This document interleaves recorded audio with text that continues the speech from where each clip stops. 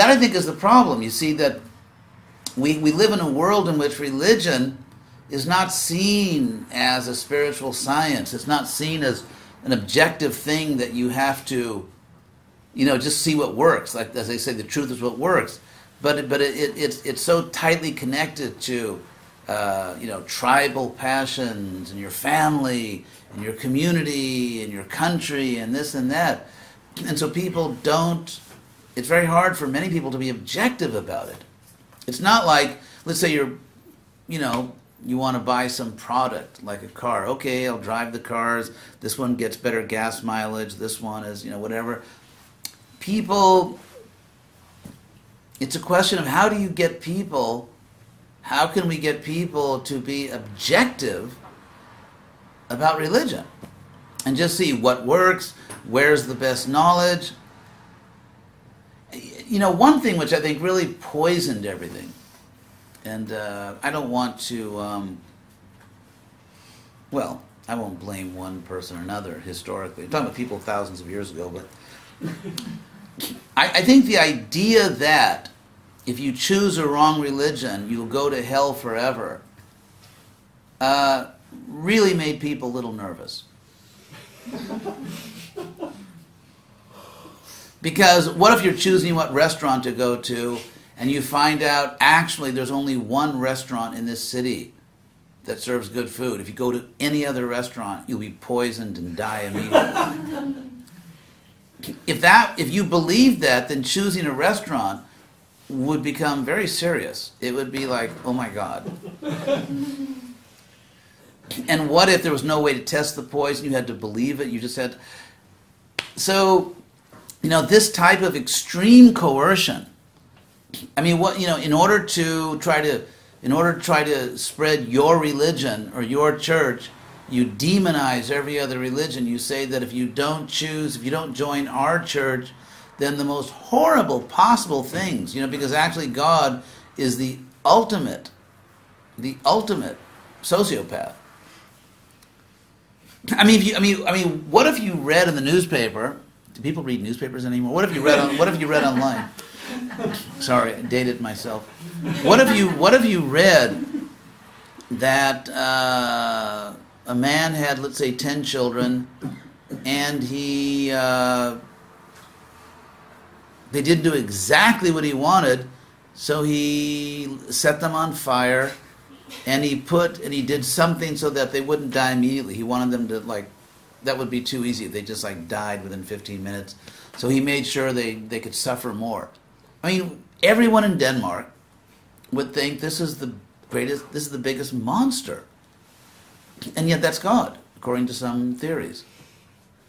So in other words, take the behavior which is attributed to God, and then what if a normal human being acted that way? The person would be a monster.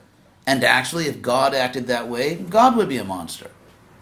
And so, presenting God as an evil monster, just so that you can, try to defeat other religions and scare people, it doesn't really help.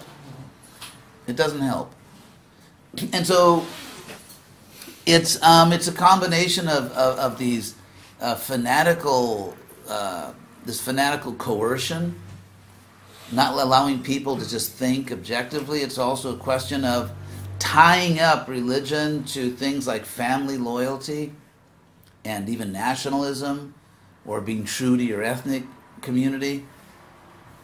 And under all those circumstances, people do not have the luxury of just making a reasonable choice.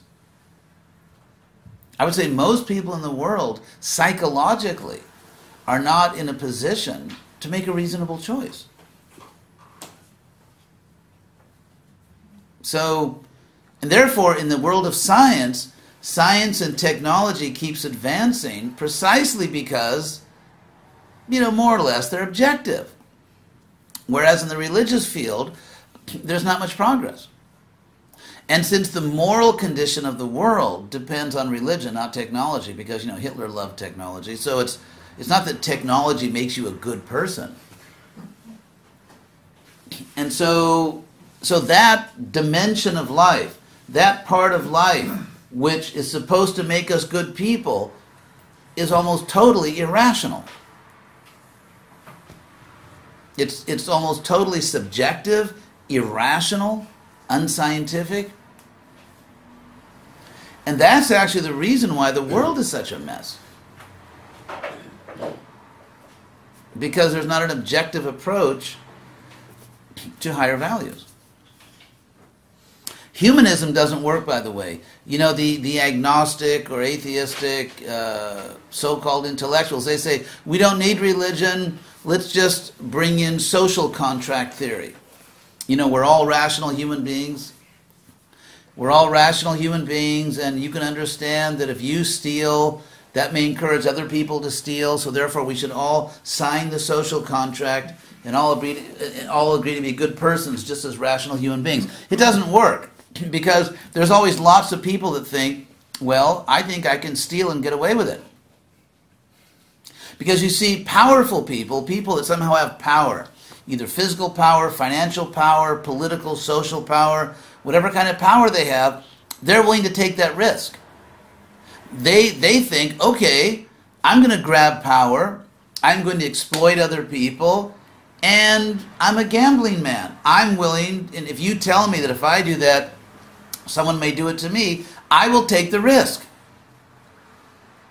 The problem with social contract theory is that in social contract theory, which is sort of the humanistic substitute for divine morality, that in social contract theory, doing bad things is not really bad. It's not really objectively bad to kill someone, to rape someone, to steal. It's not actually bad. It just may not be in your self-interest. And so as soon as someone says, well, I think it is in my self-interest, and you can go take your social contract theory and throw it into the lake, you can't say anything. Because you don't accept God, you don't accept a soul, so you can't tell that person it's bad. All you can tell that person is it's not in your self-interest. And if the person decides, yeah, I think it is in my self-interest because actually I have the power to get away with it, which is what everyone thinks nowadays, then you have nothing more to say. So, that's basically the situation in the world right now, and that gets to what you said about, and that is that morality, virtue, doing the right thing, not just raping, killing, stealing in the name of God, in the name of whatever.